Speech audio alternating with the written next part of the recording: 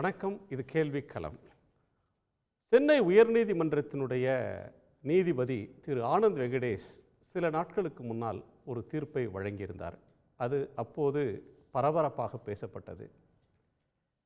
குழந்தைகள் ஆபாச படங்களை வயது முதிர்ந்தவர்கள் தனிப்பட்ட முறையில் தங்கள் தொலைபேசியிலோ அல்லது கணினியிலோ குழந்தைகளின் ஆபாச படங்களை, வீடியோக்களை பார்ப்பது குற்றமா இல்லையா என்ற ஒரு கேள்வி எழுப்பப்பட்டு, அவ்வாறு ஆபாச படங்களை பார்ப்பதற்கு அடிமையாகி போன ஒருவருடைய வழக்கை விசாரிக்கும் போது, தனிப்பட்ட வகையில் பார்ப்பது என்பது குற்றமாகாது, அதை பிறருக்கு பகிர்ந்தாலோ பதிவேற்றினாலோ தான் குற்றம் என்று நீதிபதி ஆனந்த் வெங்கடேஷ் தீர்ப்பளித்திருந்தார்.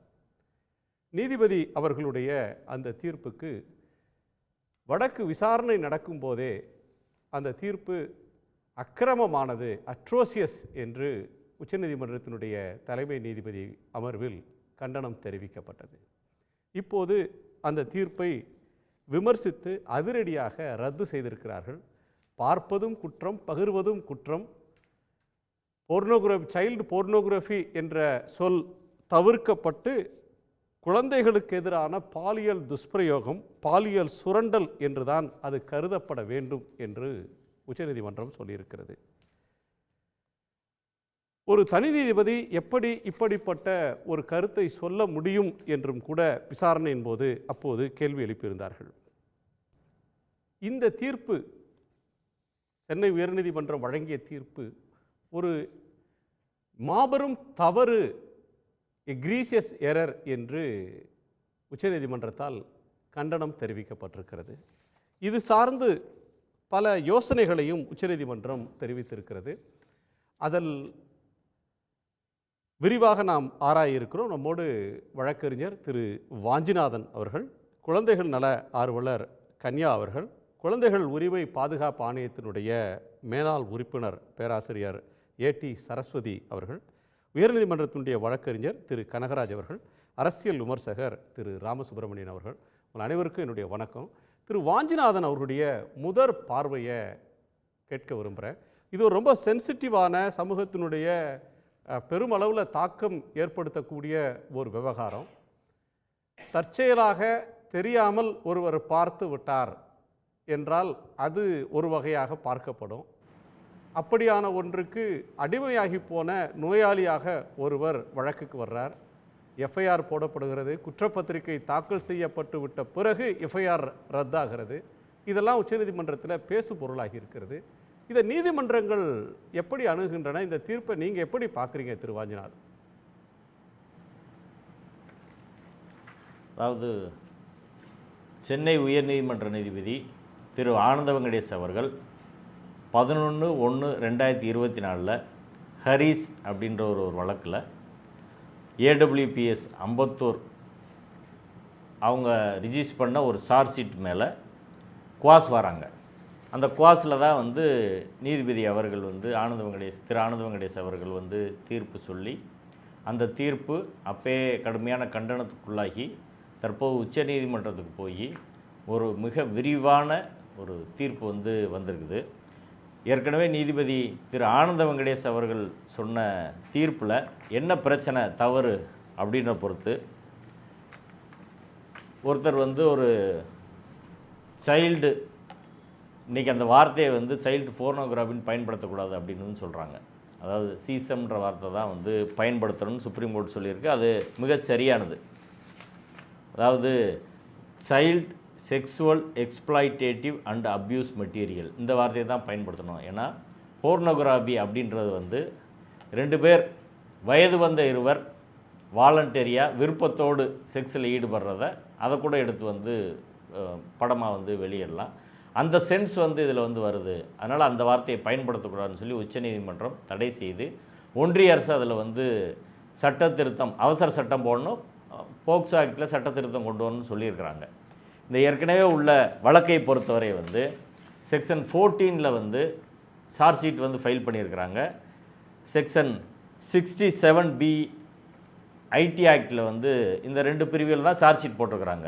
அதை எதிர்த்து வர்றபோது நீதிபதி அவர்கள் திரு ஆனந்த வெங்கடேஷ் அவர்கள் பேரா 9ல் வந்து என்ன சொல்கிறாங்கன்னா, even assuming that the accused person had watched child pornography video that strictly will not fall within the scope of section 14 of protection of child from sexual offences act அப்படின்னு வந்து 2012 அப்படின்னு சொல்கிறாங்க. அதாவது அக்யூஸ்டு, அதை ஒரு குற்றம் சாட்டப்பட்ட ஒருவர் சைல்டு ஃபோனோகிராஃபி அப்படின்றத பார்த்தா கூட வந்து அது குற்றமாக வந்து வராது அப்படின்னு செக்ஷன் 14 வந்து இன்டர்பிரட் பண்ணி சொல்கிறாங்க. உச்சநீதிமன்றம் இதைத்தான் வந்து சொல்லியிருக்கிறாங்க. அதாவது குழந்தைகளை இப்படி பாலியலாக அந்த தொழிலில் தள்ளுறது அப்படின்றதோட ஒரு பகுதியாக தான் இதையும் வந்து அது பார்க்கப்பட வேண்டும். அதனால் இன்டென்ஷன் வந்து நீங்கள் சைல்டு ஒரு அப்யூஸ் பண்ணப்பட்ட ஒரு வீடியோன்றது வாலண்டியர் கிடையாது, அவங்க கன்சர்ன் கொடுக்க முடியாது. இப்போ அண்டர் ஏஜில் உள்ளவங்க வந்து அவங்க கன்சர்ன் கொடுத்தாலும் அந்த வந்து சட்டப்படி வந்து செல்லாது. அப்படி இருக்கிற போது இது எவ்வளோ சென்சிட்டிவான ஒரு விஷயம், இதை பார்க்குறது அப்படின்றது வந்து பிரச்சனை இல்லை, அதை வந்து நீங்கள் சர்க்குலேட் பண்ணால் தான் அஃபென்ஸு அப்படின்னு சொல்கிறது வந்து ரொம்ப இதை வந்து குறைத்து மதிப்பிடுவது என்ற அடிப்படையிலே உச்சநீதிமன்றம் அதை வந்து மிக ஒரு தவறான தீர்ப்பு என்ற அடிப்படையிலே இன்றைக்கி வந்து ரத்து பண்ணியிருக்கிறாங்க. அதேபோல் சம்பந்தப்பட்ட நபர் நீதிமன்றத்தில் ஆஜராகியிருக்கிறாரு. அவர்கிட்ட வந்து நீதிபதி திரு ஆனந்த வெங்கடேஷ் அவர்கள் கேட்குறாங்க. கேட்டால் நான் வந்து அவருக்கு 28 வயது, நான் இதை பார்க்குறதுக்கு அடிக்ட் ஆகிட்டேன், அதாவது போர்னோகிராஃபி பார்க்குறதுக்கு அடிக்ட் ஆகிட்டேன்னு சொல்கிறாரு. இதை பொறுத்தவரை வந்து வந்துச்சு, ஆனால் வந்து நான் இது பண்ணலை அப்படின்னு சொல்லி சொல்கிறார். அதை பொறுத்தவரை வந்து ஒரு ஃபேக்ட்டு, அவர் வந்து அதை பார்த்தாரா இல்லையா அப்படின்றத பொறுத்தவரை ஃபேக்ட் தான். அது நீதிமன்றத்தில் ட்ரையலில் தான் தீர்மானிக்க வேண்டிய ஒரு விஷயம். ரெண்டாவது, இந்த சட்டத்தை எப்படி பொருள் கொள்ளணுன்றது வந்து ரொம்ப முக்கியமானது. பொருள் கொள்வது வந்து ரொம்ப முக்கியமானது. அதுதான் இன்றைக்கி உச்சநீதிமன்றம் வந்து சொல்லியிருக்குது. அதாவது அந்த சைல்டை வந்து எப்படி பார்க்குறது அப்படின்னா, யுனைடெட் கன்வென்ஷன்லேருந்து பல சட்டங்கள் வந்து இருக்குது. இப்போ சைல்டை வந்து நம்ம சொசைட்டியில் பார்க்குற முறையே வந்து ரொம்ப ஒரு மோசமான முறையாக இருக்குது. அதோட விளைவு போல் வந்து இந்த தீர்ப்பு வந்து அமைஞ்சிருக்குமோ என்ற அடிப்படையில் தான் உச்சநீதிமன்றம் வந்து இன்றைக்கி அதை வந்து ரத்து பண்ணியிருக்கிறாங்க. ரத்து பண்ணி வந்து அந்த தீர்ப்பில் நீதிபதி திரு ஆனந்த வெங்கடேஷ் அவர்கள் டேட்டாஸ் எல்லாம் கொடுக்குறாங்க. அதாவது நிறைய டேட்டாஸ் வந்து அதுக்கு பிறகு அப்படி கொடுத்ததுன்றா பிரச்சனை. என்ன டேட்டா சொல்கிறாங்கன்னா, 18 வயது குறைவான குழந்தைகளில் வந்து 10ல் 9 பேர் இது மாதிரி ஃபோனோகிராஃபியை வந்து ஏதோ ஒரு வகையில் பார்க்குறது அப்படின்ற முறைக்கு வந்து போயிடுறாங்க. ரெண்டாவது, 10ல் 6 குழந்தைகளும் அது மூலம் போகிறாங்க. 12 வயசுலேயே இதை வந்து பார்க்குறதுக்கான வாய்ப்பு வந்து வந்துடுது. அதுக்கப்புறம் 71% டீன்ஸ் இதை பார்த்து பெற்றோருக்கு தெரியாமல் வந்து மறைக்கிறாங்க. இது பான் அடிக்ஷனுக்கான எல்லா வாய்ப்பும் வந்து 12லேருந்து 17 வயசுக்குள்ளே இருக்குது அப்படின்னு சொல்லி பான் அடிக்ஷனாக அதை தான் வந்து அதிகமாக வந்து பேசியிருக்கிறாரு.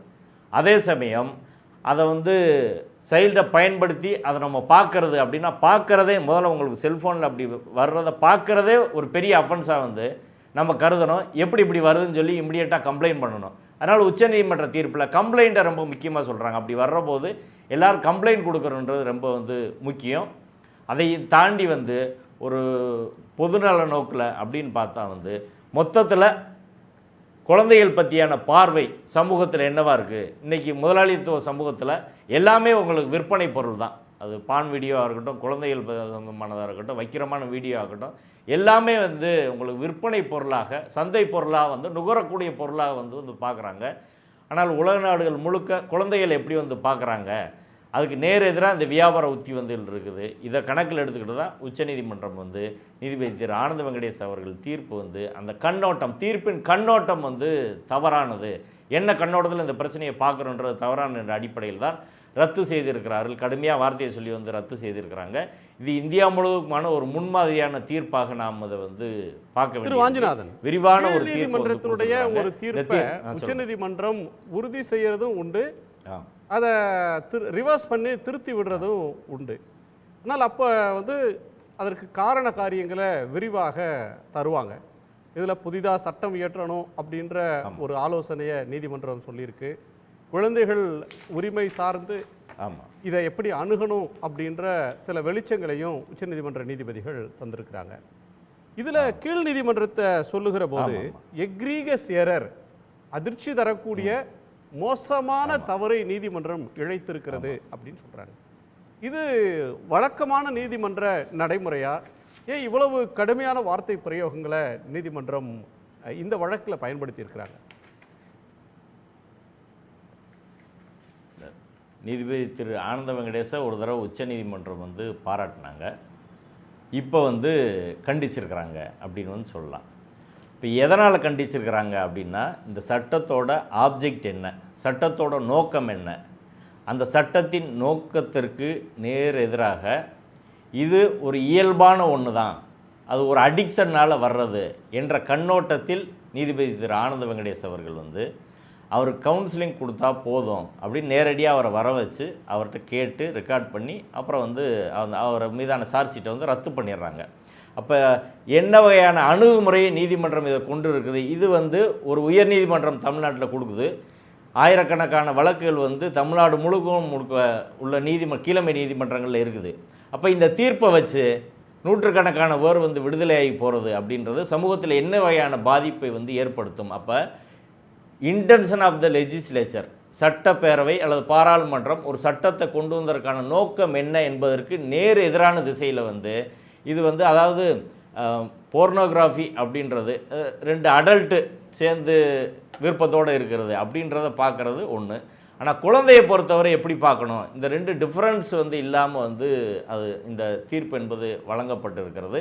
அது சமுதாயத்தில் மிக மோசமான ஒரு முன்னுதாரணத்தை ஏற்படுத்தும் என்ற அடிப்படையில் தான் அதை கடுமையான வார்த்தையில் வந்து கண்டிச்சிருக்கிறாங்க. பொதுவாக அது மாதிரி கண்டிக்க மாட்டாங்க, லீகலாக இல்லை என்ற முறையில் தான் வந்து அதை வந்து ரத்து பண்ணுவாங்க.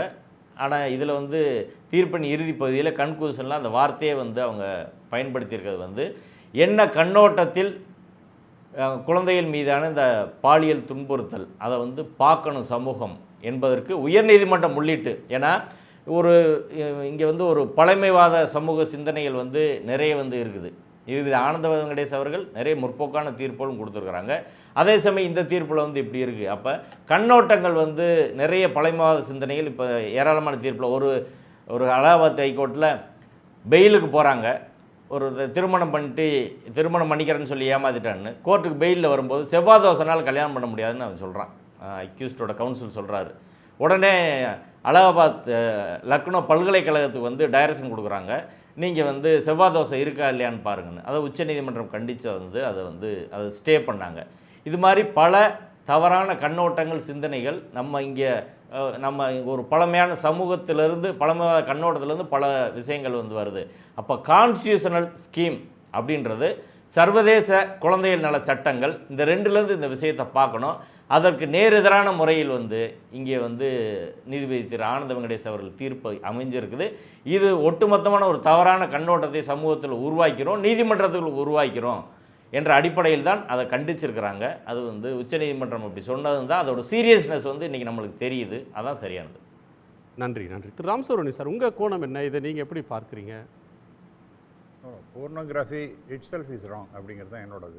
ரொம்ப அதை மொபைல்லையோ அல்லது ஏதோ ஒரு விதத்தில் அதை பார்ப்பது என்பது தவறானதாகத்தான் நான் பார்க்கின்றேன். அது வந்து ஒரு நல்ல ஒரு சமுதாயத்துக்கு மிகப்பெரிய அளவிற்கு கெடுதலை உண்டாக்கும், தனி மனிதனுக்கும் மிகப்பெரிய கேடுகளை உண்டாக்கும் அப்படிங்கிறதுல எந்த விதமான டவுட்டும் கிடையாது. இருந்தாலும் கூட இந்த ஜட்ஜ்மெண்ட் திரு வெங்கடேஷ் அவர்கள் ஜஸ்டிஸ் அவர் கொடுத்தது வேறொரு கோணத்திலையும் நாம் பார்க்கணும்னு நான் நினைக்கிறேன். அதாவது இவங்க இந்த மாரல் போலீஸிங்கிறதெல்லாம் வேண்டாம், ரொம்ப எல்லாருக்கும் இப்படி தான் செய்யணும் அப்படி தான் செய்யக்கூடாது அப்படிங்கிறதெல்லாம் தாண்டி ஏதோ அவர் அடிக்ட் ஆகிட்டார், அவருக்கு எப்படி சரி செய்கிறதுங்கிறது ஒரு கவுன்சிலிங் மாதிரி கொடுக்கறது நல்லது. அதை விட்டுட்டு போர்னோகிராஃபி அப்படிங்கிறத ஒரு பெரிய அளவிற்கு எடுத்துன்னு போனது, அதை வந்து சைல்டு அப்யூஸ் மாதிரி கொண்டு போகிறதுங்கிறதெல்லாம் I am not able to gulp it. ஏன்னா பிகாஸ் நான் என்ன இப்படி பேசுகிறேன்னு நினைக்க வேண்டாம், because I am totally against pornography. உங்களுக்கு ஒரு கருத்து இருக்குது, அந்த கருத்தை சுதந்திரமாக சொல்கிறீங்க, அதில் என்ன சரி. அதனால் இல்லை பொதுமக்கள் ஏதோ என்னடா இவன் இப்படி பேசணுங்கிற மாதிரின்னு நினைக்கலாம். பட் இது எவ்வளோ நீங்கள் யாரை போய் சரி பண்ண, அவன் வந்து எல்லோரும் டவுன்லோட் பண்ணி வச்சுருக்காங்க, வேணுங்கும்போது பார்த்துக்கிறாங்க, யாராக வரும்போது காமிக்காமல் இருக்கலாம். நீங்கள் எல்லாரையும் நீங்கள் சரி செய்ய முடியுமா? இன்றைக்கி சீஃப் ஜஸ்டிஸ் சொல்லுகின்றார், அவர் பேசுகிறது ஒரு very highest level of moral ஸ்டாண்டில் இருந்து சொல்லுகின்றார். எல்லாருக்கும் அதே மாதிரியே இருக்கும் அப்படின்னு நாம் நினைக்க முடியாது. திரு வெங்கடேஷ் அவர்கள், ஜஸ்டிஸ் வெங்கடேஷ் அவர்கள் பேசியது, அந்த ஜட்ஜ்மெண்ட்டில் கொடுத்தது என்பது ரொம்ப ப்ராக்டிக்கலாக இருப்பதாக நான் பார்க்குறேன். எல்லாரும் அந்த குழந்தைகளோட போர்னோகிராஃபி பார்ப்பது என்பது ரொம்ப தவறானது தான். அதுவும் குழந்தைகளை பார்ப்பது என்பது தவறானது தான். ஆனால் இன்றைக்கி சமூகத்தில் எப்படி சார் இருக்குது? சமூகத்தில் எப்படி இருக்குது? இதெல்லாம் நடந்து கொண்டு தான் இருக்கின்றது. இதெல்லாம் நீங்கள் யாரை போய் எத்தனை பேரை போய் பிடிக்க போகிறீங்க? இதுக்கு கடுமையாக they are coming down heavily upon the High Court of Madras அப்படிங்கிற மாதிரிலாம் பேசுகிறதுக்கு எல்லாம் சரியாக இருக்கும்.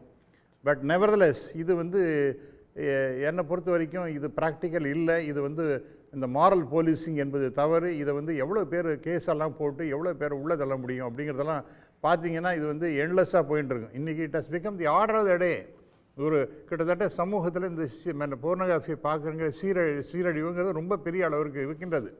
இல்லை, அவர் நீங்கள் இப்போ இந்த கோணத்தை சொல்கிறீங்க. திரு வாஞ்சிநாதன் உச்சநீதிமன்றத்தின் பார்வை என்னவா இருக்குதுன்னு அவர் அசியூம் பண்ணி சொல்லக்கூடிய கருத்து, இது ஆர்டர் ஆஃப் த டே, ஆயிரக்கணக்கானவங்க நூற்றுக்கணக்கானவங்க இதை பார்க்குறத ஒரு வழக்கமாக கொண்டிருக்கிறாங்க அப்படின்னு சொன்னால், இது இயல்பு, இது இல்லை, இதை குற்றம் இல்லை அப்படின்னு சொன்னால் அதை நார்மலைஸ் பண்ணிடும் இல்லையா? அது இன்னமும் பெரிய அது சரிதான் அப்படின்ற எண்ணத்துக்கு வந்துருவாங்க இல்லையா? நான் அதங்கப்படுறேன். இல்லை அவர் சொல்கிறது நான் ஒத்துக்கிறேன். I am not completely denying what he says is as wrong. அவர் சொல்கிறது ரைட்டு தான். பட் நெவர்தலெஸ் இதை நீங்கள் எங்கே போய் சார் கண்ட்ரோல் பண்ண முடிய போகிறது? இது நீங்கள் ப்ராக்டிக்கலாக முடியுமா? எவ்வளோ பேர் நான் சொன்ன மாதிரி டவுன்லோட் பண்ணிடணும். இப்போ you go abroad for example, அங்கே போனீங்கன்னா இப்போ யூஎஸ்ஏல யூ கேன் டவுன்லோடு. ஈவன் குழந்தைகள் மட்டும் இல்லை, மிருகங்களோட தொடர்பு வீசுகிற எவ்வளோ அந்த மாதிரிலாம் கூட இருக்கின்றது. அந்த மாதிரி அதெல்லாம் ரொம்ப வக்ர புத்தி தான். ஆனாலும் கூட இந்த மாதிரி வக்ர புத்தி இன்னொன்று ப்ராக்டிக்கலாக நானும் பேசுகிறேன். இந்த மாதிரி நடக்கிறதா அப்படின்னு மிருகங்களோடு இருக்கிறதுன்னா, நீங்கள் நிறைய சிற்பங்கள்லாம் பாருங்கள், எஸ்பெஷலி கோயில் சிற்பங்கள்லாம் நீங்கள் பார்த்தீங்கன்னா மிருகங்களோடலாம் இருக்கிற மாதிரிலாம் நிறையா இருக்குது. அதெல்லாம் நீங்கள் என்ன அதெல்லாம் உடச்சேரி போகிறீங்களா? எங்கே இதெல்லாம் ப்ராக்டிக்கலாக முடியும் சார்? நான் கேட்குறேன், இது மாதிரி நம்ம எக்ஸ்டெண்ட் பண்ணிட்டேன், நம்முடைய இமேஜினேஷன் எக்ஸ்டெண்ட் பண்ணி இது தவறு தான், இதுக்கு எப்படி சரி செய்ய முடியுமோ செய்யணும். யாரெல்லாம் இந்த பிரச்சனைகளில் மாட்டினாங்களோ அவங்களுக்கெல்லாம் ஏதோ ஒரு நிவாரணம் கொடுக்குற மாதிரி அவங்களுக்கு ஏதோ ஒரு ட்ரைனிங் கொடுத்து அவங்களுக்கு மன நிலைமை சரி செய்ய வேண்டும் அப்படிங்கிற மாதிரிலாம் சொன்னார். சரி, ரைட்டு. மாறாக இதெல்லாம் வச்சுனவங்களே மிகப்பெரிய தவறு இழைத்தவர்கள், அவர்களுக்கு கடுமையான தண்டனை கொடுக்கணும், அல்லது இது ரொம்ப மிக தவறான ப்ரொபோர்ஷனேட் ரொம்ப அதிகமாக இருக்குன்றீங்க. சின்ன குற்றம் தண்டனை பெருசாக போயிடும். எக்ஸாக்ட்லி. இது it is absolutely impossible to implement. இதோ பேசலாம் மாரல் போலீசிங்கை பற்றி சீஃப் ஜஸ்டிஸ் சொல்லிட்டார் அப்படிங்கிறதுனாலேயே நான் with due respect Supreme Court I am saying with caution, with due respect to Supreme Court I am saying, இதெல்லாம் ப்ராக்டிக்கலாக இதெல்லாம் நடைமுறை நீதிமன்றமே சொல்லி இருந்தாலும் அது நடைமுறையில் பண்ண முடியாது சார். இது ஃபார் எக்ஸாம்பிள் இதை எடுத்துங்க நீங்கள், கர்நாடகா அசம்பிளியில் ஒரு பிஜேபி மெம்பர் அசம்பிளி செஷன் நடந்துட்டுருக்கு. அப்போ இந்த மாதிரி போர்னோகிராஃபியை பார்த்துன்னு உட்காந்துருக்காரு. எல்லாரும் பேசினாங்க, என்ன நடந்தது, யார் அவங்க தான் சட்டம் போடுறவங்க, சட்டம் போடுறவங்களே இந்த மாதிரி பார்த்துன்னு உட்காந்துருக்காங்க. இந்த மாதிரிலாம் ஒரு அகரபுத்தி இருக்கக்கூடியவர்களுக்கு எதை மனநிலை பிறழ்வு என்று தான் அதை சொல்லணும். அது சரி செய்வதற்கு என்னென்ன வழிமுறைகள் இருக்கோ அதை செய்யணும். ஒழியாமல் நீங்கள் கம்ப்ளீட்டாக இது ரொம்ப மிகப்பெரிய தவறு இழைத்து விட்டார் ஜஸ்டிஸ். நீங்கள் சொன்னாப்புல ஒரு மாபெரும் தவறு நடந்து விட்டது. இல்லை, உச்சநீதிமன்றம் அந்த வார்த்தையை பயன்படுத்தி அதான் சார் சொல்கிறேன், மாபெரும் இப்படிலாம் எழுதக்கூடாதுன்றேன். நான் இது இன்னும் உலகத்திலே நடக்காத சமாச்சாரம் மாதிரியும் இது நடக்கவே கூடாது என்பது அதெல்லாம் இம்பாசிபிள் டு ஈவன் இமேஜின். சரி, உச்சநீதிமன்றம் ஒன்று சொன்னால் அதுதான் வேதவாக்கு கிடையாது, கடைசி சொல். அதுக்கு மேலே நீதிமன்றம் இல்லை இருக்கலாம் சார். பட் அதுதான் வேதவாக்குன்னு அர்த்தம் கிடையாது சார். அதுதான் நாம் ரெஸ்பெக்ட் பண்ணுறோம். இல்லை ஜட்ஜ்மெண்ட்டை நம்ம ரெஸ்பெக்ட் பண்ணுறோம். அதே ஜட்ஜை சுப்ரீம் கோர்ட்டை ரெஸ்பெக்ட் பண்ணுறோம். அதே சமயத்தில் இந்த மாதிரி ஒரு இம்ப்ராக்டிக்கல் சொல்யூஷன் கொடுத்து அவங்க பெரிய தவறு மாபெரும் தவறு எழுதி விட்டார்கள் அப்படிலாம் பண்ணுறதுங்கிறது இது என்னால் I am not able to gulp this ஜீரணிக்க முடியலன்றீங்க. ரேவதி, உங்கள் கோணம் என்ன? உச்சநீதிமன்றம் இந்த விஷயத்தில் தன்னோட கலீகை கண்டிக்கிறாங்க.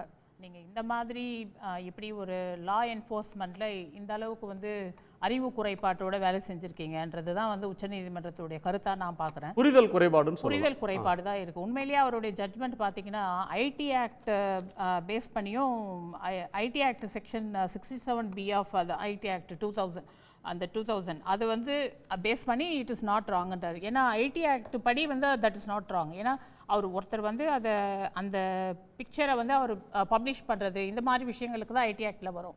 ஆனால் போக்சோ ஆக்ட் ஒரு எக்ஸ் தளத்திலேயோ அல்லது யூடியூப்லேயோ அவர் பதிவேற்றினா அப்லோட் பண்ணால் அது ஐடி ஆக்டில் கவர் ஆகும் வருது. ஆனால் அதே போல் இன்னொன்று அவர் சொல்கிறார் ஐபிசி 292 அதை கோட் பண்ணுறாரு. லைக் வந்து கேரளா ஹைகோர்ட்டில் அதை கோட் பண்ணி ஒருத்தருக்கு வந்து அவர் பொண்ணை பார்த்துட்டு இருந்தார்.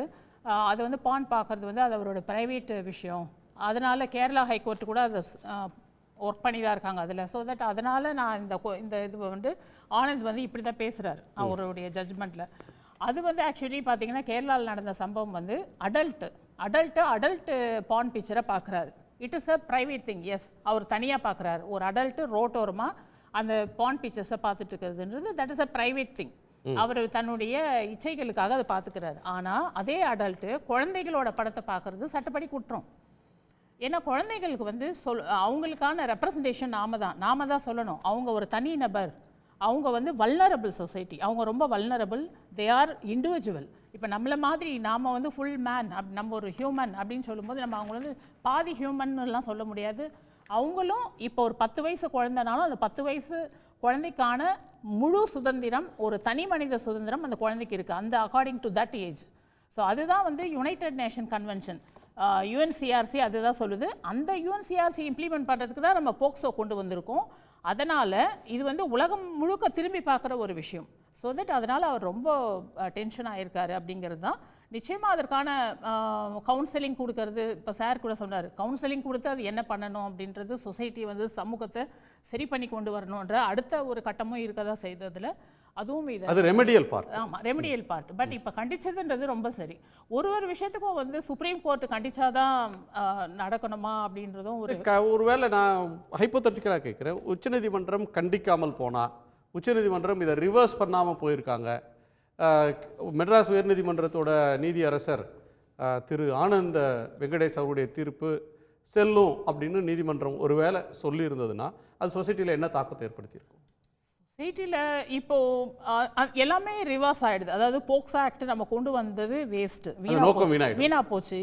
தேசிய குழந்தைகள் கொள்கை வரைவுன்னு சொல்கிறேன், தேசிய குழந்தை கொள்கை இம்ப்ளிமெண்ட் ஆகிருக்கு. அதை பேஸ் பண்ணி நம்ம தமிழ்நாட்டிலையும் தமிழ்நாடு மாநில அரசு குழந்தை கொள்கை இப்போது முதல்வர் அவர்கள் வந்து இம்ப்ளிமெண்ட் பண்ணி 3 வருஷம் ஆகுது. எல்லாமே வீணாக போயிடும். எல்லா சட்டங்களுக்கான பிரின்சிபல் எதுனா, இப்போ குழந்தைகளுக்கான ஒரு 5 சட்டங்கள் நமக்கு பிரதானமாக இருக்கிறது. இந்த 5 சட்டங்களுக்கான பிரின்சிபல் ஃபிலாசபி எதுன்னு சொன்னீங்கன்னா பாலிசி தான், child policy. So national child policy is there and also ஒவ்வொரு ஸ்டேட்டுக்கும் அதற்கே உரித்தான தனித்தன்மைகளோட குழந்தை கொள்கை என்பது இருக்குது. அதை இம்ப்ளிமெண்ட் பண்ணிட்டு இருக்கு அரசாங்கங்கள். ஸோ இதெல்லாமே வீணாக போயிடும். அதுக்கப்புறம் நம்ம சொல்கிறோம் இல்லையா, இப்போ பொதுவாகவே வந்து நம்ம சமுதாயம் வந்து கட்டுக்கோப்பாக இருக்கணும், அறம் சார்ந்து இருக்கணும், ஒழுக்கம் சார்ந்து இருக்கணும். இந்த ஒழுக்கம் அறம்ன்றது யார் சொல்லுவாங்க? அரசு தான் சொல்ல வேண்டும். அரசு சொல்லி கொண்டு இருப்பதை தான் அதை தான் சட்ட வடிவத்தில் சொல்லிக்கிட்டு இருக்கோம். ஸோ அதை சுப்ரீம் கோர்ட் வந்து அழுத்தமாக சொல்லாமல் வேறு யார் சொல்ல முடியும் அப்படிங்கிறது. இன்னும் கேட்டால் ஹைகோர்ட்லேயே இது சரியாக நடந்திருக்கணும் அப்படிங்கிற என்னோட ஆதங்கத்தையும் நான் இங்கே வெளிப்படுத்துகிறேன். என்ன நடந்திருக்கணும்? அவர் மிக சரியாக பார்த்துருக்க வேண்டும். அதாவது போக்சோ ஆக்டை உன்னிப்பாக படித்து பார்த்து அவருடைய ஜட்ஜ்மெண்ட் கொடுத்துருக்கணும். அக்கார்டிங் டு போக்சோ ஆக்ட் 15, அதை சாப்டர் 315ல் 1, 2, 3 இந்த 3 பாயிண்ட்டுமே ரொம்ப சரியாக சொல்லியிருக்கு. நீங்கள் டவுன்லோட் பண்ணி நீங்கள் வச்சுருந்தீங்கன்னாவே குற்றம் தான்.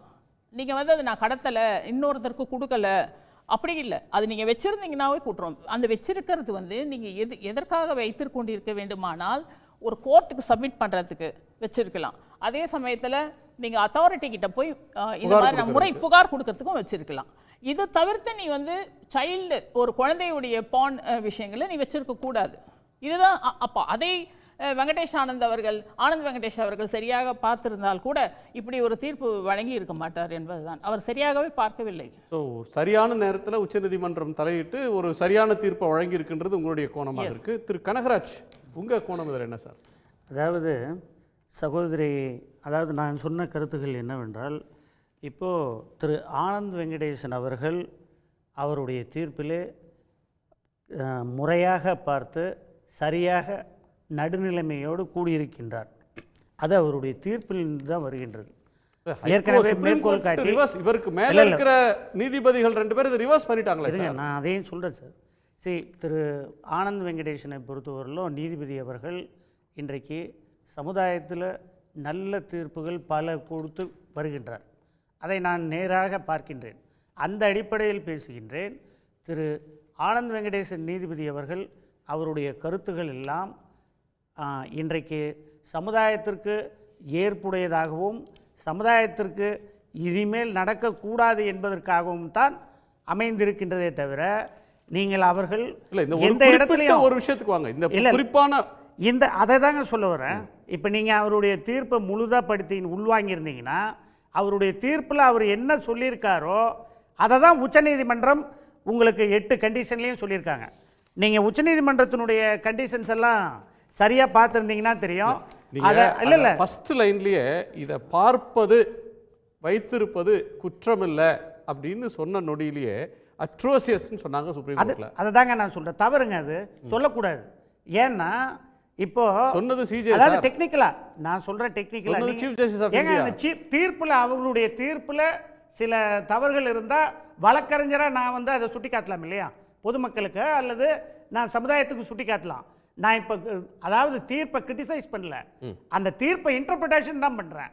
நீங்கள் தயவு செய்து இன்டர்பிரேஷன் மட்டும் பண்ணுங்க. அவர் என்ன சொல்லியிருக்காரு, ஒரு 8 கண்டிஷன் சொல்லியிருக்காரு, ரைட்டா?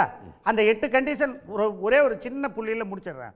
சைல்டு போர்னோகிராஃபியை பற்றி சொன்னார், ரீஹேபிலிட்டேஷனை பற்றி சொல்கிறாரு, செக்ஸுவல் எஜுகேஷன் வேணுன்றாரு, அவேர்னஸ் கொண்டு வரணுன்றாரு, பிஎஸ்பி வேணுன்றாரு, அதாவது ப்ராப்ளமேட்டிக் செக்ஸுவல் பிஹேவியர் அதுக்கு ஒரு தெரப்பி கொடுக்கணுன்றாரு. அடுத்தது ஸ்கூலில் ப்ரோக்ராம் வைக்கணுன்றாரு. அடுத்தது அரசாங்கத்திற்கு, மத்திய அரசாங்கத்திற்கு எல்லா பள்ளிகளிலும் எக்ஸ்பர்ட் கமிட்டியை போடணும்னு சொன்னார், ரைட்டா? நீங்கள் அப்படியே இந்த தீர்ப்பில் வாங்க. நம்ம நீதிபதி ஆனந்த் வெங்கடேசன் அவர்கள் வழங்கிய தீர்ப்புலையும் அதை தானே சொல்கிறாரு, ரீஹேபிலிட்டேஷன் இவங்க சொன்னது எல்லாமே அதுல இருக்கு. ஆனா ஒரே ஒரு வார்த்தை ஹைகோர்ட் தீர்ப்பு அப்படியே அப்ஹெல்ட் பண்ணிட்டு போயிருக்கலாம், அவங்க அப்படி சொல்லலையே. கிட்டத்தட்ட முழுமையாக அப்ஹெல்ட் பண்ணப்பட்ட மாதிரி தான். நீங்க 8 கண்டிஷன் பாருங்க இல்லையா, நான் அது நேரம் இல்லாத காரணத்தால் படிக்கவில்லை. இந்த 8 கண்டிஷனையும் அதுதான் சொல்லியிருக்காரு, ஃபைனல் அதுதான் கன்க்ளூஷன் நான் படித்தது. அதில் ஒரே ஒரு வரி ஃபைனல் ஆர்டரில், for the foregoing reason we have reached the conclusion that the High Court committed an egregious error in passing the impugned judgment அப்படின்னு சொல்லிட்டாரே தவிர அதற்கு முன்னாடி 8 பேராகிராஃப்லையும் திரு ஆனந்த் வெங்கடேசன் அவர்கள் மாண்புமிகு நீதிபதி என்ன சொன்னாரோ அதை தான் அவங்க விவரிச்சிருக்காங்க, வேற எதுவும் இல்லை. அதை கண்டனத்தை தெரிவிச்சிருக்காங்க. அதாவது எக்ரிகியஸ் அப்படின்னு எரர்னு ஒரு கடுமையான இதை சொல்லியிருக்காங்க. அவங்க அந்த கடுமைன்னு சொன்னது தீர்ப்பு இல்லை, தீர்ப்பை சுட்டி காட்டி இல்லை. அவங்க என்ன மனநோக்கத்தில் சொல்கிறாங்கன்னா, குழந்தைகள் அதாவது இந்த மாதிரி குழந்தைகளினுடைய நீங்கள் இது பால் உணர்வுகள் இந்த மாதிரி போர்னோகிராஃபி, சைல்டு போர்னோகிராஃபி எல்லாம் வெளியில் அதை பாதிக்கக்கூடாது, அவங்கள காப்பாற்றணுன்ற நோக்கத்தில் அவர் சொல்லியிருக்கார். இப்போ நம்ம என்ன சொல்கிறோன்னா, இப்போ திரு ராமசுப்ரமணியம் சகோதரர் அவர்கள் கூறியதோ சுப்ரீம் கோர்ட்டில் ஜட்ஜ்மெண்ட் சொல்கிறாங்க. இப்போ அந்த ஜட்ஜ்மெண்ட் யுனைடெட் நேஷன் கன்வென்ஷன் இருக்கட்டும், கன்வென்ஷன் மூலமாக தான் செய்கிறோம். 2012 காங்கிரஸ் கவர்மெண்ட் தான் கொண்டு வந்தது போக்சோ ஆக்டு, அதெல்லாம் இருக்கட்டும். அதாவது குழந்தைகளை காப்பதற்கு, அதாவது இனிமேல் நடந்து விட்டால் அதை தடுப்பதற்கு என்ன உத்தி, சட்டம் எங்கே? இப்போ அதுதான் முக்கியம், சட்டம் எங்கே இருக்கின்றது? இப்போது 2 பேர், இப்போ ஒரு சிறுவனும் ஒரு பெரியவர்களும் பேரா 201 சொல்லுங்க. அதில் உச்சநீதிமன்றத்தினுடைய கன்சிஸ்டன்ட் லைன் ஆஃப் டெசிஷன்ஸ் இந்த விவகாரத்தில் ஒரு மாதிரியாக இருக்கு. ஆமாம், அதிலிருந்து முரண்பட்டு உயர்நீதிமன்றம் தீர்ப்பளித்திருக்கு அப்படின்ற ஒன்றை கோடிட்டு காட்டும்போது தான் அந்த எங்களுடைய இதன் அடிப்படையில் எங்களுடைய கன்சிடர்டு வியூ என்னன்னா, ஹைகோர்ட் அந்த தீர்ப்புன்றது high court has committed an egregious error. அதாவது இதற்கு முன்னாடி தீர்ப்பில் பார்த்தீங்கன்னா, Shreya Singhal versus Union of India 2015 அதுதான் first judgement.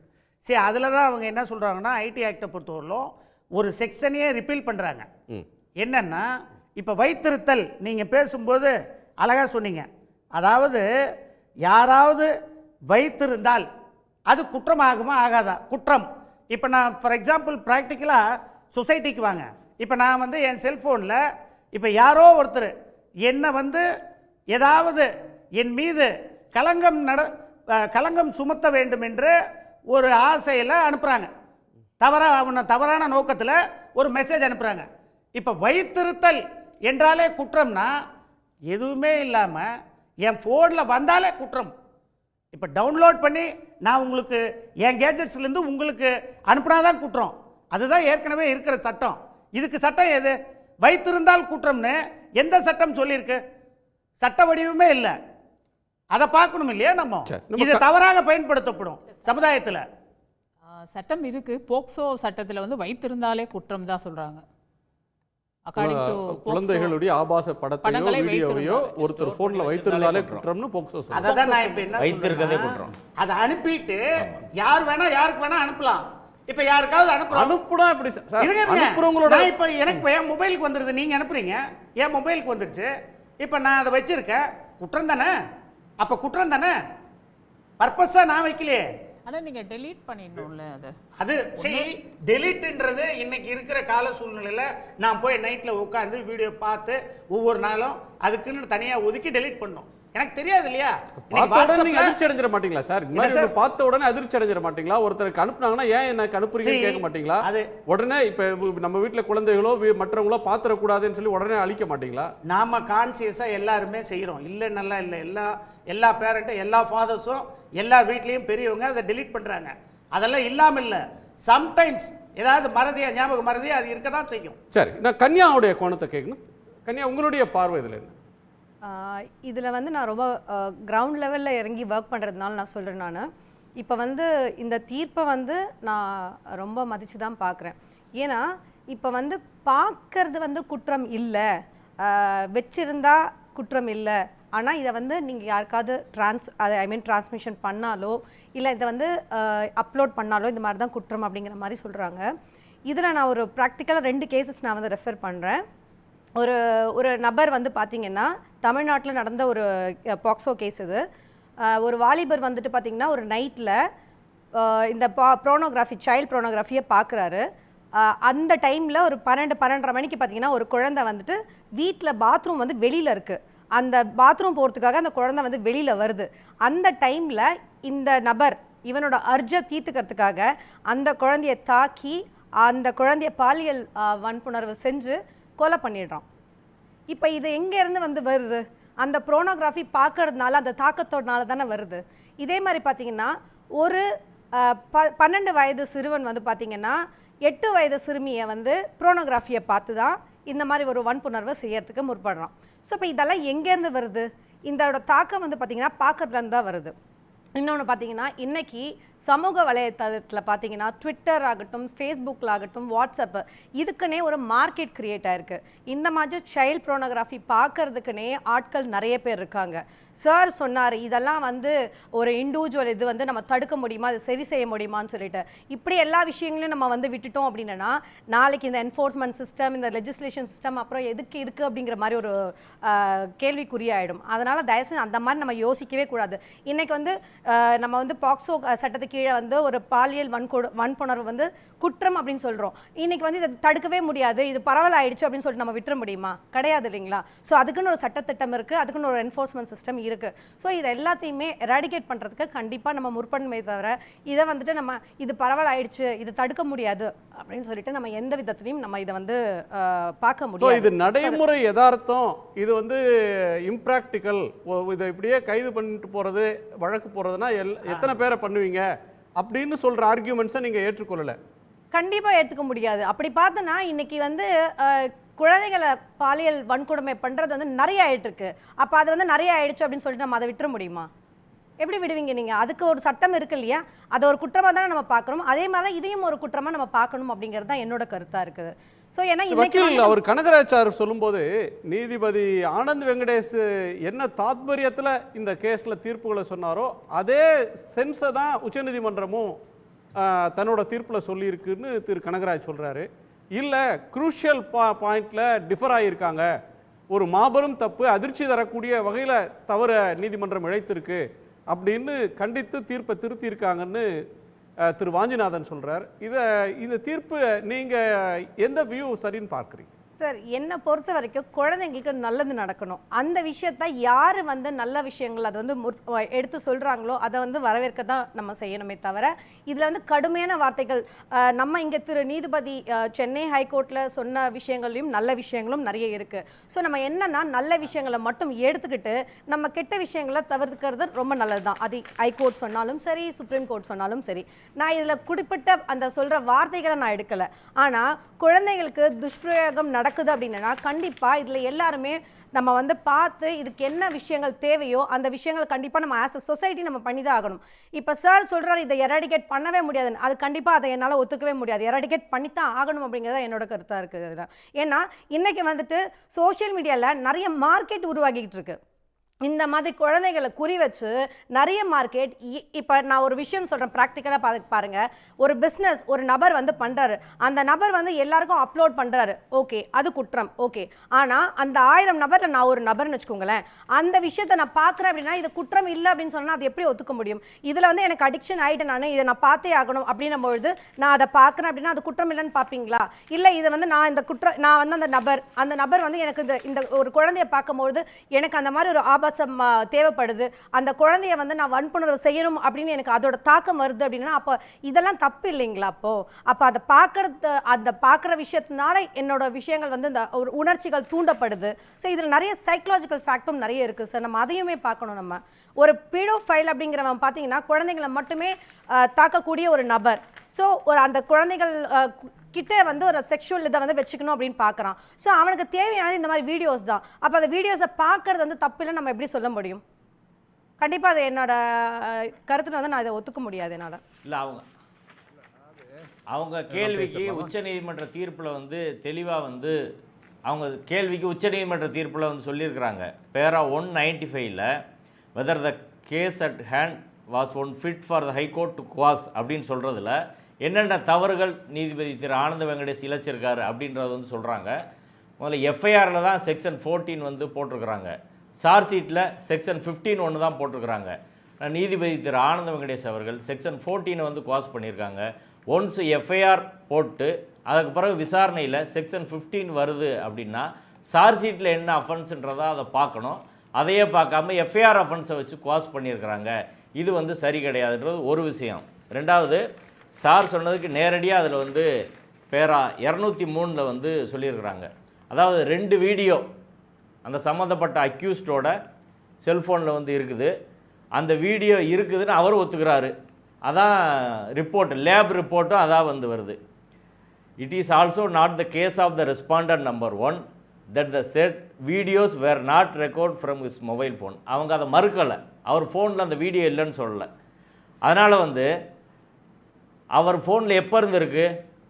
Further, since the aforesaid child pornographic material was found to have been stored in the said personal mobile number since 2016 and 2009, prima facie it could be said there was a failure on the part of the respondent number 1 to delete, destroy or report such material. 2016-19 அவர் ஃபோனில் வந்து இருக்குது. 2019 amendment act வந்துருச்சு, section 15 வந்து made out ஆகும். அவர் டெலீட்டே பண்ணலை. இது வந்து அவர் ஒத்துக்கிறாரு. இந்த ஒத்துக்கிற விஷயத்தை வந்து எப்படி வந்து ஹைகோர்ட் வந்து குவாஸ் பண்ண முடியும் அப்படின்றதான் உச்சநீதிமன்ற நீதிபதிகள் வந்து கேட்டிருக்கிறாங்க. அதனால் லீகலாக வந்து எஃப்ஐஆர் செக்ஷனை வந்து குவாஸ் பண்ணி சார்ஜ் ஷீட் போட்ட பிறகு எஃப்ஐஆர் பெரிய இரலவெண்ட். அது நீங்கள் வழக்கமாக வழக்கறிஞர்கள் இதில் இருக்கிறாங்க, எல்லாருக்கும் அது தெரிஞ்சது தான். நீங்கள் சார்ஜ் ஷீட் எஃப்ஐஆர் குவாஸ் போடுவோம், சார்ஜ் ஷீட் போட்டோன்னு போலீஸ் வந்து சொன்னாங்கன்னா அதை விட்டுருவாங்க. எஃப்ஐஆர் ஈவன் குவாஸ் பண்ணலாம், ஆனால் பெரும்பாலும் விட்டு சார்ஜ் ஷீட் குவாஸ் போடுங்கன்றுவாங்க. சார்ஜ் ஷீட்டை எடுத்து அது சார்ஜ் ஷீட் குவாஸ் போடுவோம். இப்போ சார்ஜ் ஷீட்டை தான் அதில் வந்து பார்க்கணுமே ஒழிய அதில் செக்ஷன் 15 மேட் அவுட் ஆகுதா இல்லையான்னு பார்க்காம செக்ஷன் 14 இந்த எஃப்ஐஆரை வந்து குவாஸ் பண்ணுறதும். ரெண்டாவது, அவரே அட்மிட் பண்ணிக்கிறாரு. அட்மிட் பண்ணிவிட்டு இப்போ அட்மிட் பண்ணுற போது கோர்ட்டு அதுக்கு அஃபென்ஸை கிட்டத்தட்ட அட்மிட் பண்ணிக்கிறாரு. அட்மிட் பண்ணிக்கிற போது அவருக்கு பனிஷ்மெண்ட்டாக கொடுக்க முடியும். நீ ட்ரையல் கோர்ட்டுக்கு போய் அட்மிட் வேறு பண்ணுறீங்க, ட்ரையல் கோர்ட்டுக்கு போங்க. 2 பார்ட் இது. ஒன்று வந்து ஒரு குற்றத்தை ஒத்துக்கிட்டால் அதுக்குரிய தண்டனை என்ன அப்படின்றது, அது ட்ரையல் கோர்ட்டில் விசாரணை நடத்தி கொடுக்கட்டும். ரெண்டாவது, சமூகத்தில் இப்படியான தீங்குகள் இருக்குது, இதை களையிறதுக்கு என்ன செய்கிறது அப்படின்றத பொறுத்தவரை அதுக்கு நீதிபதி திரு ஆனந்த வெங்கடேஷ் கருத்தில் எல்லாருக்கும் வந்து உடன்படுறோம். ஆனால் இந்த வழக்கை பொறுத்தவரை அவர் அணுகின முறை இருக்குல்ல, அது போக்ஸ் ஆக்டோட லெஜிஸ்லேச்சரோட நோக்கத்துக்கு விரோதமாக இருக்குது. சமூகத்தில் அந்த தவறுகள் அதிகமாகிறதுக்கான வாய்ப்பு இருக்குது. அதாவது நீங்கள் இதில் மொபைல்லையோ இல்லை கம்ப்யூட்டர்லேயோ நீங்கள் பார்க்குறதே டவுன்லோட் பண்ணுறது தான். டவுன்லோட் இல்லாமல் நீங்கள் ஒன்றை பார்க்கவே முடியாது. இப்போ டவுன்லோட் பண்ணி ரொம்ப காலம் வச்சுருக்கிறீங்க, இல்லை உங்களுக்கு வந்ததை நீங்கள் ரிப்போர்ட் பண்ணாமல் இருக்கீங்க, உங்களுக்கு ஒரு கண்டென்ட் வந்து அது மாதிரி சைல்டு அப்யூஸ் பண்ண ஒரு கண்டென்ட் வந்து வருது, வந்தால் நீங்கள் போலீஸில் கம்ப்ளைண்ட் பண்ணணும்ல. நீங்கள் கம்ப்ளைண்ட் பண்ணால் அந்த டிஃபென்ஸ் எடுத்துகிட்டு போகலாம். எனக்கு இத்தனை தேதி இத்தனை மணிக்கு ஒருத்தர் இப்படி அனுப்பியிருக்கிறாரு, நான் இப்போ தான் அதை பார்த்தேன், நான் இமிடியேட்டாக கம்ப்ளைண்ட் பண்ணுறேன், இது எங்கேருந்து ஒருத்தர் பாருங்கள் அப்படின்னு வந்து அவங்க சொல்லியிருந்தால் அது பிரச்சனையே கிடையாது. அவங்க மேலே எப்படி வழக்கு வரும்? அப்படி இல்லாமல் நீங்கள் வச்சுருக்கிறது, டவுன்லோட் பண்ணுறதுனா அதை பார்க்குறது, இதெல்லாம் நடந்திருக்குன்றதா லேப் ரிப்போர்ட்டு, அதை எப்படி குவாஸ் பண்ண முடியும் அப்படின்றதா உச்சநீதிமன்றம் கேட்டிருக்கு. அதனால் உச்சநீதிமன்றம் வந்து இது குவாஸ் பண்ணதை வந்து ரத்து செய்து என்பது சரியானது. நான் சமூக கண்ணோட்டத்தில், பொது கண்ணோட்டத்தில் இந்த பிரச்சனையை எப்படி களையிறது அப்படின்றதுக்கு நீதிபதி திரு ஆனந்த வெங்கடேஷ் அவர்களின் தீர்ப்பு உதவுமா இல்லையா, அந்த என்ன கண்ணோட்டத்தை உருவாக்குன்றதா உச்சநீதிமன்றம் சொல்லியிருக்கு. அதை வந்து பாராளுமன்றத்துக்கும் ரெஃபர் பண்ணியிருக்கிறாங்க. எந்த வார்த்தையை பயன்படுத்துகிற உள்பட்ட என்ன செய்யணுன்றது செக்ஸ் எஜுகேஷன் வந்து கொடுத்துருக்காங்க. சார் ஒரு நிமிஷம் sir, I think you have said enough.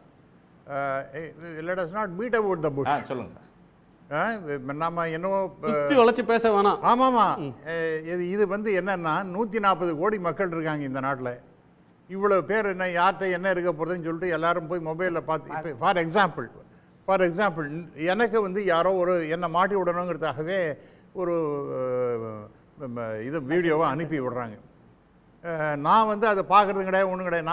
நான் வாட்ஸ்அப்பையோ அது எனக்கு என்றைக்கு தான் தோணிங்கன்னா அன்றைக்கி நான் பார்க்குறேன். So deliberately this fellow goes and gives a complaint, this நான் தான் இதை பார்த்துன்னு உட்காந்துருக்கேன் அப்படிங்கிற மாதிரி கொடுத்து, அப்புறம் வந்து என்னோடய மொபைலை வந்து பார்த்து, ஐயோ என்ன ஏன் அப்படியே பண்ணினேன்னா எனக்கு ஒன்றும் தெரியாதுன்னு சொல்லிட்டு நான் சொன்னேன், நோ இது பெரிய குற்றமாகும் அப்படின்னு என்ன இம்ப்ளிகேட் பண்ணாங்கன்னா எந்த விதத்தில் சார் நியாயம்? அது ஒரு விஷயம். ரெண்டாவதான பாயிண்ட்டு சார், இந்த சொசைட்டியை திருத்தணும் அப்படிங்கிறது மாரல் இன்ஸ்ட்ரக்ஷன்ஸ் கொடுக்கணும் அப்படிங்கிற மாதிரிலாம் நண்பர் வாஞ்சிநாதன் அந்த ஜஸ்டிஸ் ஆனந்த் வெங்கடேஷனுடைய ஜட்ஜ்மெண்ட்லேயே இருக்குங்கிறத அழகாக குறிப்பிட்டார்.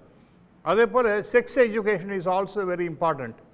மூன்றாவதாக ப்ராப்பர் அப்ரிங்கிங் வேணும். அதாவது குழந்தைகளை நம்ம நல்லா வளர்க்கணும், தவறான முறையில் அவங்கெல்லாம் வளராமல் இருப்பதற்கு என்னென்ன இதெல்லாம் செய்யாமல் நான் எல்லாரையும் நான் மாரல் போலீசிங் பண்ணுவேன், இதெல்லாம் தவறாகும், அப்படியாகும், நான் வந்து ஜெயிலில் போடுவேன். What is it? in a country like India where the population is more than 140 crore, very difficult. ஏன்னா ஏதாவது பண்ண முடியுமா? ஏதாவது இதெல்லாம் வந்து சரி கன்யாவே கேப்ப இல்ல சார், ஒரு வேதாந்தம் பேசுறது சார், இதெல்லாம் எல்லா குற்றத்துக்கும் பிராக்டிகலா கிடையவே. மறுபடியும் நான் சொல்றேன், எல்லா குற்றத்துக்கும் with the due respect to all the participants, ரேப்புக்கு வந்து ஃபைன் பண்ணாங்க. இருங்க சார், மை டியர் ஃப்ரெண்ட், கொஞ்சம் வெயிட் பண்ணுங்க. நான் சொல்றதை நீ கேட்குற பேசும்போது நான் அதான் குறிக்கிட்டேன்னா, நான் பேசும்போது ஒரு 2 லைன் தயவுசெய்து கேளுங்க. அதனால இதெல்லாம் மாரல் போலீசிங்லாம் பண்ணவே முடியாது. நீங்கள் வந்து இது எல்லாத்துக்கும் நீங்கள் 140 கோடி மக்களை நீங்கள் வந்து நான் மொபைல் வச்சுட்டு இருக்காங்க, கிட்டத்தட்ட 100-120 கோடி இப்போ மக்கள்கிட்ட இப்போ மொபைல் வந்தாச்சு. அதில் எல்லாத்தையும் பார்த்துன்னு உட்காந்துருக்க முடியுமா? அவங்க சொன்னாங்க, சுப்ரீம் கோர்ட்டு சொன்னால் அதுதான் வந்து ஃபைனல் வேர்ட் அப்படின்னு எடுத்துக்கலாம் ஒழிய, இது ப்ராக்டிக்கலாக எவ்வளோ ஜட்ஜ்மெண்ட்ஸ்லாம் கொடுத்துருக்காங்க. ஒரே செகண்ட் சார், கன்யா குறுக்கிடுறாங்க. இல்லை நான் சார் ப்ளீஸ் உங்களை குறுக்கிடுறதுக்கு மன்னிக்கணும். இல்லை நீங்கள் சொல்கிறது வந்து என்னால் ஒத்துக்க முடியாத ஒரு விஷயம். இப்போ ஒருத்தர் வந்து எனக்கு ஒரு ஆபாசமான ஒரு வீடியோ அனுப்புறாரு அப்படின்னா அதை நான் டவுன்லோட் பண்ண, சார் சொன்ன மாதிரி நான் டவுன்லோட் பண்ணால் மட்டும்தான் அது வந்து என்னோட அதில் இருக்கும். அப்படி சப்போஸ் எனக்கு அதில் விருப்பம் இல்லை, எனக்கு ஒரு நபர் வந்து அந்த மாதிரி அனுப்பிச்சிருக்காரு, என்னோட ஃப்ரெண்ட்ஸ் சர்க்கிள்லேருந்து அப்படி வருது அப்படின்னா நான் கண்டிப்பாக அதை கண்டிக்கலாம், அதை கண்டனம் தெரிவிக்கலாம். எதுக்கு இந்த மாதிரி ஒரு விஷயத்தை பண்ண அப்படிங்கிற ஒரு மெசேஜ் நான் போடுறேன்னா அதுவே எனக்கு ஒரு ப்ரூஃப் தான். இப்போ எனக்கு தெரியாத நபர் ஒருத்தர் எனக்கு அந்த மாதிரி அனுப்புறாரு அப்படின்னா கண்டிப்பாக நான் அதை கம்ப்ளைண்ட் பண்ணலாமே. இப்போ நீங்கள் சொல்கிறீங்க 140 கோடினா, அப்போ 140 கோடியில் எல்லா குற்றமுமே அது நடக்கும் இல்லையா? அப்போ எல்லா குற்றமே நம்ம வந்து தள்ளி வச்சுட்டு போயிட முடியுமா? அப்போ ஏன் அதுக்கு எல்லாமே நமக்கு லா இருக்குது, என்ஃபோர்ஸ்மெண்ட் சிஸ்டம் எல்லாமே இருக்குன்னு போது ஏன் இதுக்கு வேண்டாம் அப்படிங்கிற இது சாத்தியம் இல்லைன்றதை நீங்கள் சொல்கிறீங்க. தான் நம்ம ஸ்டாப் பண்ணணும், கூகுளில் தான் ஃபர்ஸ்ட் ஸ்டாப் பண்ணணும். கண்டிப்பா இந்த பாருங்க, ஃபாரின் கண்ட்ரில இல்ல இதையே வந்து எனக்கு ரொம்ப நீங்க இது என்ன complaint இது பண்ணணும்ல விஷயமா சார், நீங்க complaint பண்ணணும்ல. பார்க்கறேன் ஃபாரின் கண்ட்ரில இது கேஷுவலா வந்து நீங்களும் சொல்றீங்க. அதாவது கம்ப்ளைண்ட் யாரு நீதிபதி ஆனந்தமங்கை சொன்ன மாதிரி கேஷுவலா சொல்றீங்க. அவங்க ஐடி நம்பர்ல இருக்கு. இல்ல ஒரு நிமிஷம். ஒரு ஃபாரின் கண்ட்ரில பாத்தீங்கன்னா இத கர்டைல் பண்றதுக்கு குழந்தைகளுக்கு எதிரா நம்ம பேசல. சாரி, ஒரு தவறா புரிஞ்சிட்டு இருக்காங்க. நாங்க இங்க இருக்கிற பேனலிஸ்ட் எல்லாம் குழந்தைகளுக்கு எதிராக பேசவே இல்லை. அவங்கள குழந்தைகளுக்கு எதிராக நல்ல எண்ணத்துல பேசுறீங்க, ஆனா அது குழந்தைகளை பாதிச்சிரும்னு சொல்றாங்க. இதோட விளைவுகள் வந்து ரொம்ப பெருசா இருக்கும் அப்படிங்கறத நாங்க சொல்றோம். இப்ப பாத்தீங்கன்னா ஒரு ஃபாரின்ல ஒரு கண்ட்ரில பாத்தீங்கன்னா ஸ்வீட்டின்ற ஒரு ஆப்பை டெவலப் பண்ணிருக்காங்க. என்னன்னா அதுல சைல்ட் போர்னோகிராஃபி அப்படின்ற வந்து டைப் பண்ணாலே அதை மானிட்டர் பண்றதுக்கு ஒரு சிஸ்டம் வச்சுட்டு அதை எப்படி கர்டைல் பண்ணலாம் அப்படிங்கிற ஒரு விஷயத்த வந்து நோக்கி போயிட்டு இருக்காங்க. ஆனா நம்ம இன்னைக்கு இந்த விஷயத்த பார்த்தா தப்பா, பார்க்கலன்னா தப்பு இல்லையா அப்படிங்கிற மாதிரி டிபேட் இன்னைக்கு வந்து இதையே வந்து என்னால அதை அக்செப்ட் பண்ண முடியல. நம்ம வந்து இன்னுமே கொஞ்சம் பின்தங்கி இருக்கிற மாதிரி தான் எனக்கு ஃபீல் ஆகுது. இந்த மாதிரி விஷயங்கள் நம்ம பேசிட்டே இருந்தோம் அப்படின்னா நிறைய குற்றங்கள் இன்னும் நடைபெற இல்ல கண்டிப்பா இந்த மாதிரி விஷயங்கள் நம்ம இந்த மாதிரி டிபேட்ல பேசிட்டோம்னா நிறைய குற்றங்கள் நடைபெறும். சரியா தப்பான்றது இல்ல, பார்த்தா தண்டிக்கணுமா, இதான் கேஷுவல் அப்ரோச். இந்த நோக்கத்துல ஒருத்தர் வச்சிருந்தாங்க, அந்த நோக்கம் தான் ப்ரூவ் பண்ணி கோர்ட் மூலமா நீங்க தண்டிக்கணும்னு சொல்றேன். சரி, நம்ம திரு வாஞ்சிநாதன் குறுக்கிட வரும். நீங்க முன்னாடியே இல்லை கோர்ட்டு மூலமாக தண்டிக்கணும்னு தான். கோர்ட்டு மூலமாக தண்டிக்கிறதுக்கு முன்னாடியே நீதிபதி ஆனந்த வெங்கடேஷ் அவர்கள் வந்து அதை ரத்து பண்ணிட்டாரு. ரத்து பண்ணது வந்து தவறுன்றதாக உச்சநீதிமன்றம் சொல்லுது. அதற்குரிய பிரிமா ஃபேசி கேஸ் இருக்குது, அதனால் நாங்கள் வந்து செட்டிசைட் பண்ணுறோம். ரெண்டாவது உச்சநீதிமன்றம் மெயினாக சொல்கிறது, அதாவது அப்ரோச், இந்த பிரச்சனை குறித்த உங்கள் கண்ணோட்டம், நீதிபதியின் கண்ணோட்டம், அது இந்த சட்டம் என்ன நோக்கத்துக்கு இயற்றப்பட்டதோ அந்த கண்ணோட்டத்தில் நீங்கள் சட்டத்தை இன்டர்பிரட் பண்ணணும். இது சீரியஸான குற்றம். இதுல வந்து நீங்க ஒரு அஃபென்ஸை பாக்குறீங்க. ஐ அம் சாரி சார், நான் ரிப்போர்ட் சார், நீங்க பேசும்போது நான் பேசும்போது கொஞ்சம் கேளுங்க சார். நான் பேசும்போது கேளுங்க, நாங்க பேசும்போது கேளுங்க சார்.